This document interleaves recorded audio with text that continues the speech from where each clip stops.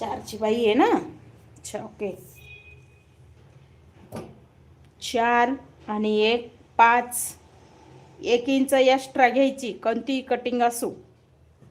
हे बघा हे 4 इंच 4ची बाई आहे म्हणून 5 इंच. इथून खाली 2.5. ही 2.5ची सरळ लाईनिंग अशी काढायची खाली.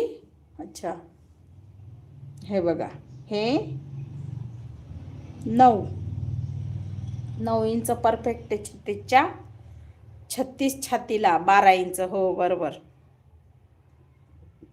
हे 9 इंच मुंडा. इथून 1.5 इंच. हे बघा हे 1.5 इंच. हे 1.5 इंच सोडलं की असा वाघ द्यायचा बाईला. हे बघा असा.